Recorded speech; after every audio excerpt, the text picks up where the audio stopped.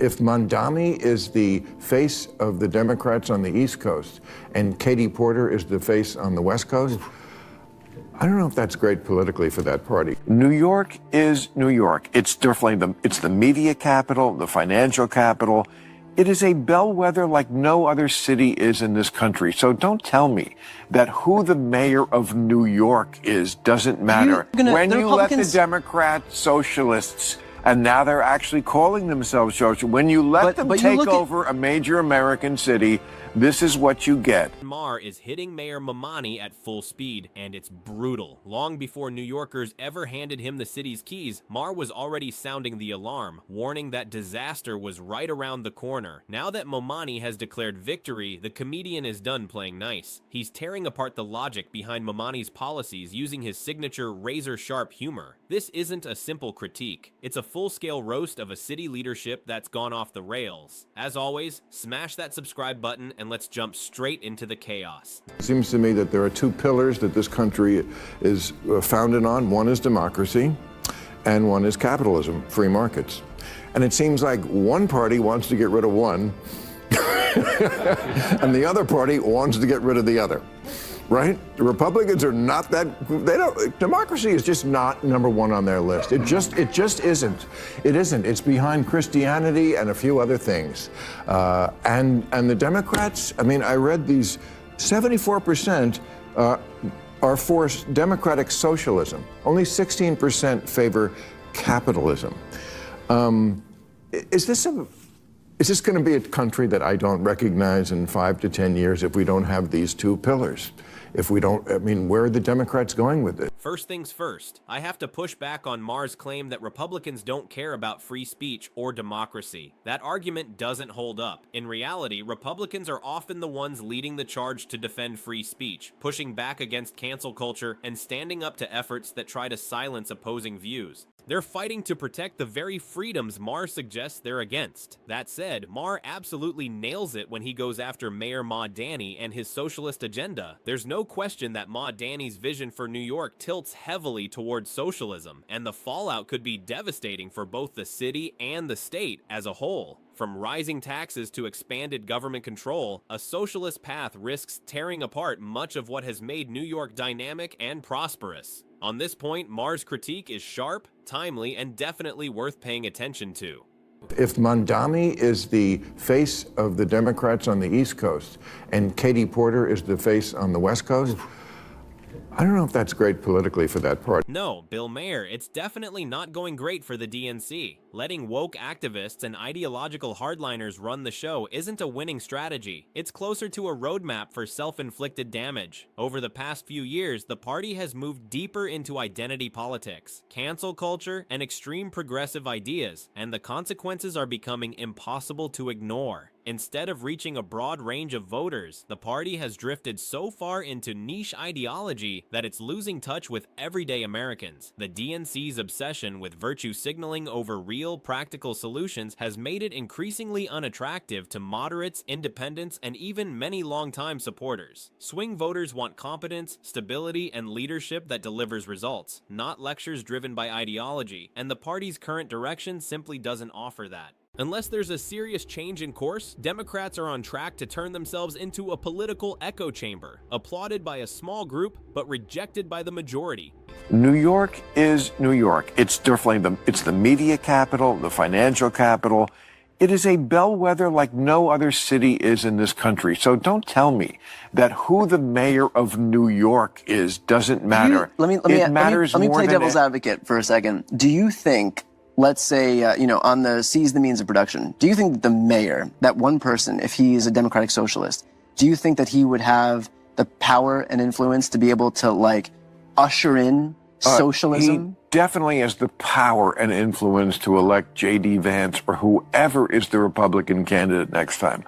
It is a walking commercial for the Republican Party national. Maher doesn't pull any punches when criticizing the Democrats for choosing Mum, and for good reason. He sees the decision as a massive mistake, one that could easily hand the next election to Republicans. On a silver platter, Bai's far-left socialist-leaning agenda makes him an easy target, and the GOP wouldn't even have to try very hard to exploit it. All they'd need to do is spotlight his extreme positions, and the backlash would be fast and brutal. From Maher's point of view, this isn't just political strategy, it's basic common sense. By nominating someone this polarizing, Democrats have practically invited their opponents to pounce on every error, every controversial policy, and every radical remark. Instead of reaching out to moderate voters, they've surrendered control of the narrative. Maher's warning is unmistakable. This could be a self-inflicted disaster that ends up costing the party dearly in the upcoming elections.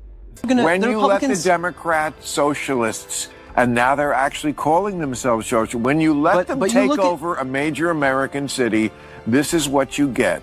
The state-run grocery stores, which work so well in Cuba and the Soviet Union and Venezuela, just bad ideas. And again, this ugly streak, streak of anti-Semitism. On paper, the idea sounds attractive. Equal shared wealth and government-managed services. But state-run programs, whether grocery stores or essential services, often struggle to meet demand, leading to shortages and inefficiency. Production slows, innovation stalls, and everyday people usually end up paying the price for a system that looks good in theory but falls apart in practice. Yet despite the lessons of history, the DNC appears blind to the warning signs. They continue to flirt with socialist policies while ignoring the risks and real-world failures that have followed similar experiments across the globe. The result is policies that sound appealing but often deliver chaos and frustration on the ground. Socialism may sell well as an idea, but in execution, it repeatedly comes up short. Who's the most popular politician on the left?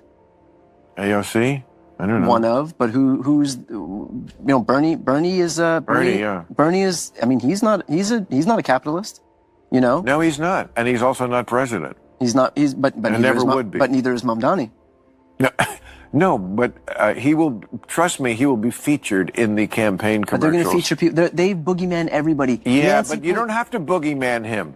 He does it to himself. But they'll do it regardless. Nancy Pelosi, Hillary Clinton, Gavin Newsom. Yeah, but they make anybody into boogeyman. I think it was just have more weight when it's real. Maher argues that Republicans wouldn't even need to spin a narrative to demonize Mamdani. He'd manage that all on his own. According to Maher, there's no need for exaggeration because the policies themselves would become the story. His push for higher taxes and expanded state-run programs is exactly the kind of agenda that makes many voters uneasy, especially those who value economic freedom and efficiency. While these ideas may appeal to a small slice of the electorate, they're far more likely to drive away moderates, independents, and even some Democrats. In effect, Ma's own platform creates the perfect boogeyman scenario. The GOP wouldn't have to overplay anything. His proposals would spark backlash on their own, and public reaction would take care of the rest. From Maher's perspective, this kind of self-inflicted vulnerability is political malpractice, and it could seriously backfire on Democrats in the next elections. It's a textbook example of how ideology, when pushed too far, turns into a political liability. Every 20 years or so, we need a conspicuous,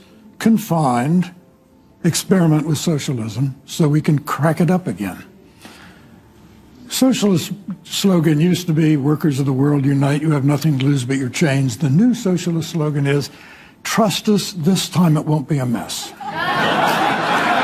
And that now seems to be Mamdani's go-to defense, asking voters to simply trust him while assuring them that this version of socialism will somehow be different. According to Mamdani, the failures of past socialist regimes don't apply to him. He claims he's smarter, more disciplined, and uniquely immune to the mistakes that wrecked economies elsewhere. It's a familiar promise, and one voters have heard countless times from leaders who were just as confident and just as wrong. The issue isn't intent, it's history. Socialist systems don't fail because of bad motives. They collapse because of broken incentives, bloated bureaucracy, and government overreach. Yet Mamdani wants New Yorkers to believe he's unlocked a formula no one else ever has, even as skeptics raise serious concerns. That argument doesn't build confidence, it sets off alarm bells. Trust alone isn't a policy, and blind faith is not a plan. When the post-war Labour government in Britain was about to get started, one of their leading lights was a socialist named Nurian Bevan. He said, what could go wrong? He said, we have a nation bedded on coal, surrounded by fish. It would take an organizational genius to have a shortage of either. In 3 years, they had a shortage of both. That's socialism. He's right. Maher points out that many socialist systems throughout history have suffered from chronic resource mismanagement, and the results are almost always the same. Instead of producing fairness or prosperity, centralized control tends to create inefficiency, waste, and widespread public frustration. When governments take over production and distribution, decision-making gets buried under layers of bureaucracy, slowing progress and draining productivity. More often than not, the promised equal sharing never actually happens. Resources end up concentrated at the top. They're enjoyed by a small political elite or ruling class, while everyday citizens are left scrambling for whatever remains. Shortages become routine, quality drops, and accountability fades away. The people promised abundance find themselves standing in long lines, facing rationing, or turning to black markets just to survive. This pattern repeats across history, regardless of country or culture. The ideology sells equality, but the reality delivers the worst kind of inequality, where power, not effort, determines who prospers and who falls behind. Do you think that Mamdani's election will lead more financial organizations to leave New York City for Wall Street South in Florida? Tell me, I've read that term just recently, Wall Street South, Florida. This is your state. What is that? A lot of Wall Street guys have moved to Palm Beach. It's been happening really since COVID. It's accelerated with increases in taxes. It's not just out of New York. It's New Jersey, Connecticut, it's Chicago, it's California. So they're fleeing high-tax blue states for Florida. Maher is increasingly concerned about the growing exodus from blue states to red states, driven largely by economic pressure and rising insecurity. According to him, people aren't leaving because of politics alone. They're leaving because daily life in many blue states has become more expensive, less predictable, and harder to manage. High crime rates, homelessness, and declining public safety have pushed families and workers to search for stability elsewhere. At the same time, businesses are shutting down or relocating from states like California and New York, where the cost of doing business has become nearly unbearable. Heavy regulations, soaring operating costs, and aggressive taxation are forcing companies to move to more business-friendly states. Even wealthy individuals are choosing to leave, especially as taxes increasingly target high earners. Maher's concern is clear. When residents, businesses, and capital all start exiting at once, it's a warning sign of deeper structural problems that can't be ignored for much longer. This is the luckiest guy in the world that Mamdani got elected, because his district is going to explode. My house, I live 8 miles outside of Queens, has gone up 20% in value since Mamdani announced, okay? Because people aren't going to pay the punishing taxes. New York is the highest tax state in the union. But you said your house value's gone up. Yeah, because they're moving to Nassau County. Oh, they're moving out of the city. Out of the city, and they can still take the train back in the city and not pay the millionaire's tax or whatever crazy thing this guy wants. In the end, Maher's warning cuts through all the noise. This isn't just about personalities, it's about consequences. When ideology starts to override common sense, voters, businesses, and capital don't debate, they leave. The Democrats' flirtation with socialism, embodied by figures like Ani, risks accelerating problems we've seen before: high taxes, state control, and grand promises of, "Trust me, it'll be different this time." History has a long track record, and it isn't pretty. Time and again, these experiments breed mismanagement, inequality, and frustration, not prosperity. Even Ma seems to understand the political danger. By embracing radical policies, the DNC isn't energizing the middle class, it's pushing it away. Meanwhile, Republicans don't need scare tactics. The policies speak for themselves. If the party refuses to course correct, it may find itself watching elections slip away, not because of messaging failures, but because voters have finally had enough. And with that, we bring down the curtains on today's video. If you enjoyed it, hit the like button and subscribe to the channel for more content like this. Thanks for watching. I'll see you in the next one.